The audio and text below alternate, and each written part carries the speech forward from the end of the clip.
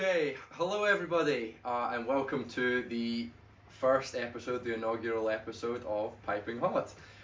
So I'm Cameron Steer, and I've been involved in the Scottish American landscape for a couple of years now, and I've recently started playing bagpipes.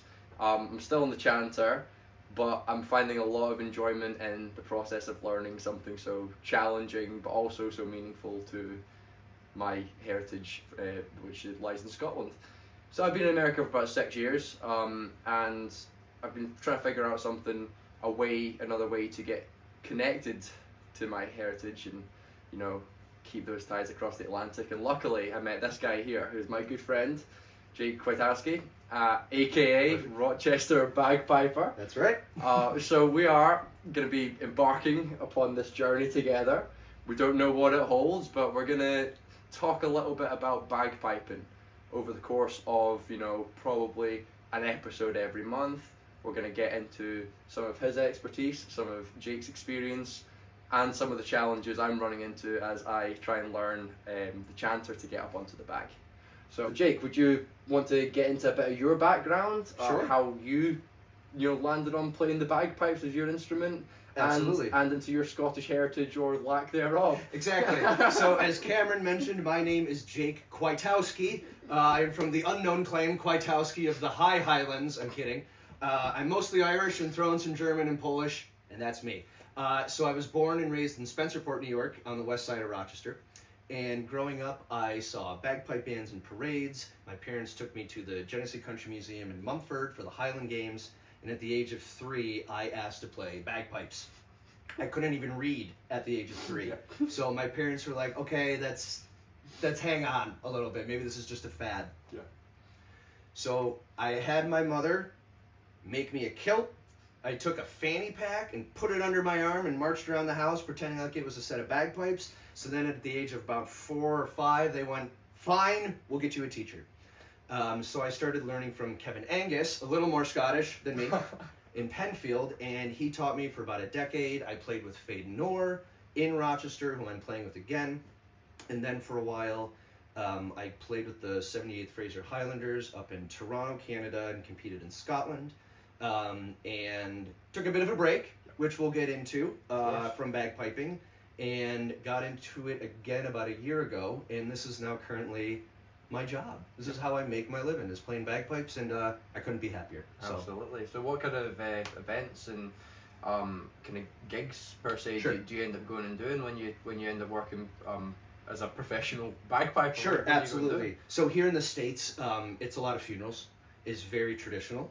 Amazing Grace, everyone wants Amazing Grace at the funeral. Fun fact, Amazing Grace is an American tune. It is not Scottish at all. It is not even a bagpipe tune.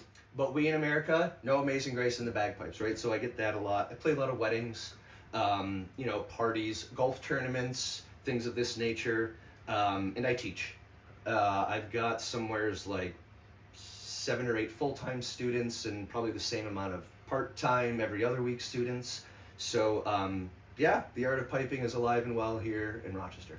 Which has been something actually that I have been very impressed with. When I went to get into bagpiping, I luckily stumbled across Feidh that Jake spoke a little bit about there, who are one of Western New York's premier pipe bands. They pride themselves on the tradition and their teachings and making sure that people are learning bagpipes the right way. They're also a teaching band, so this means that I get the luxury of learning from gentlemen like Jake, from my instructors Andrew, Gary, and Bruce.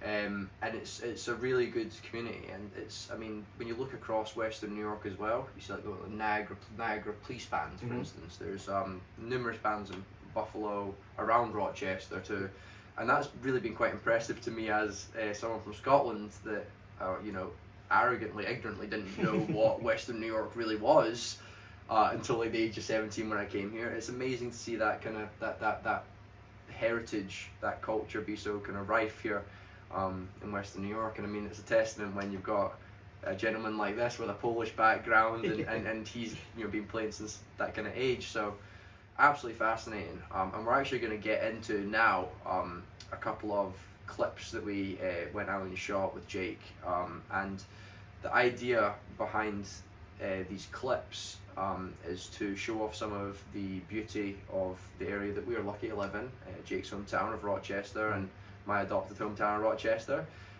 We also are big believers in Western New York and a lot of the beauty that's here, so we are going to intend on going around and getting some really nice shots of Jake bagpiping at other locations as well. We selected Durand Eastman for the first episode, and Jake, do you want to tell us a little bit more about the location we selected, Durand Eastman Park, and, Sure. and what that means to you a bit, because you had a big hand in selecting that one. Yeah, absolutely. So, like Cameron said, he said, where would you like to shoot the first episode? And my father lives up near Durand Eastman Beach. And so I lived with him for a while, and I used to take lots of walks down on the beach, up through that park area, to the White Lady's Castle, which you'll see momentarily.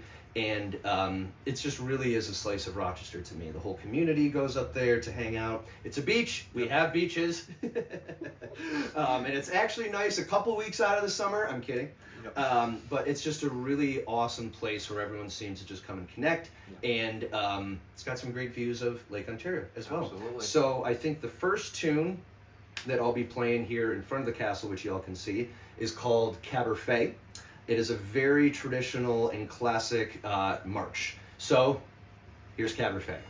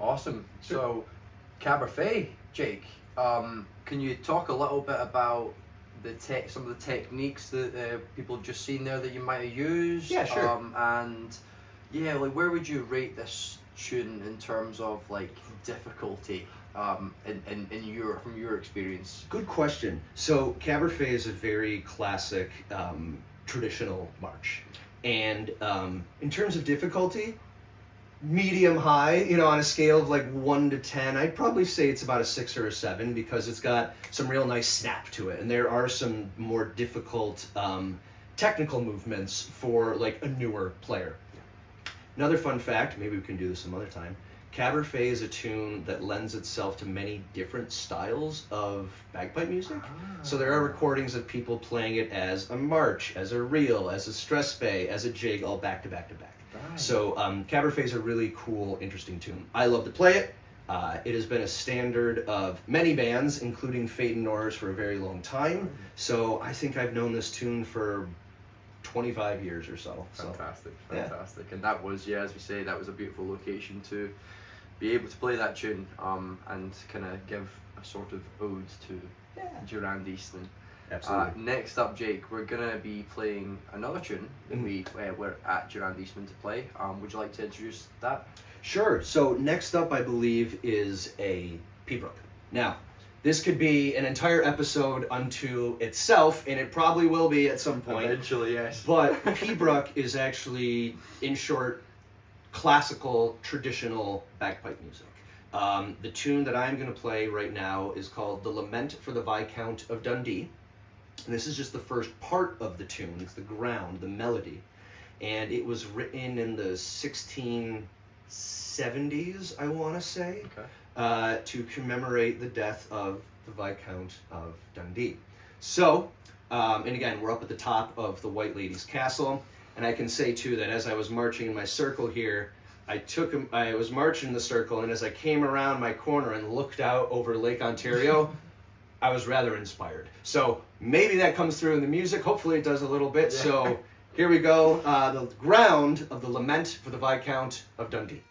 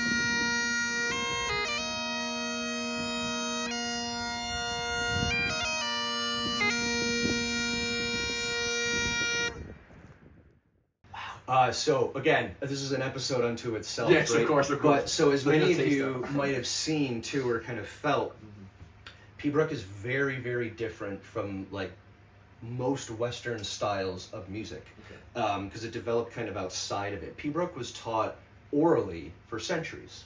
It was not written down. It was only sung from the clan piper to another piper, and that's how you learned Piobaireachd. Wow. Yeah. All right. Okay, back to it. Another piece that you're playing over at Durand Eastman there, a 6/8 march. Yeah. Would you like to go into a little bit more detail on what a 6/8 march entails, a bit more about the history of the piece? Sure. I understand there's a funny backstory behind that. Yeah. And yeah, just anything else you think people might need to know about this piece? So when Cameron says it was a 6/8 march, so the first one I played for y'all, Cabar Feidh, that is a 4/4 march, and that's just how we denote how many beats are in a bar and all that good stuff. But 4/4 marches are a little more traditional, right? And 6/8 marches, so to give you an idea, jigs are also in 6/8 time. So right. Jiggity, jiggity, jiggity, right? So a 6/8 march has a little bit more swing to it, a little bit more swagger, a little more feeling, right? Okay. I love 6/8 marches. I love playing these things. And this is my favorite, or this was my favorite 6/8 march, Bruce Gandy's Farewell to the Iron Horse. There's a name, right? There's a name. So Bruce Gandy is one of the greatest living solo pipers. He's just absolutely phenomenal. Yeah. And he lives in Halifax. And to the best of my knowledge, the Iron Horse is or was a bar in Halifax. So it's local. Yeah, it was just local, I think. So at the end of this tune, the very last line, there's a part where you almost hear me make what sounds like a wrong note. Right. Like it goes really low. And I don't know if this was intentional or not, but I always imagined that was Bruce like tripping and falling out of the Iron Horse, right? And that was his farewell. Yeah. So, see if you can hear the wrong note that I make at the end of this tune that kind of sounds like Bruce maybe falling out, or rather his farewell to the Iron Horse. So here's Bruce Gandy's farewell to the Iron Horse.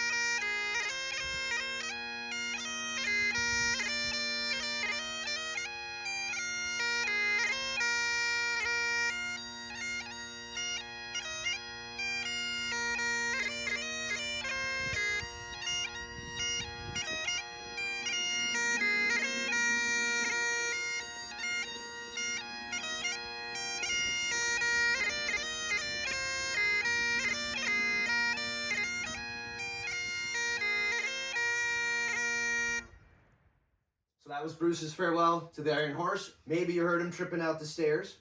And that is, again, just a taste of all the music and stories and everything that Cameron and I want to bring to you on this journey. There's a lot more bagpipe music, a lot more places in Western New York. I got a lot more stories for you, and so does Cameron. And thank you for joining us here on Pipin' Hot Episode 1.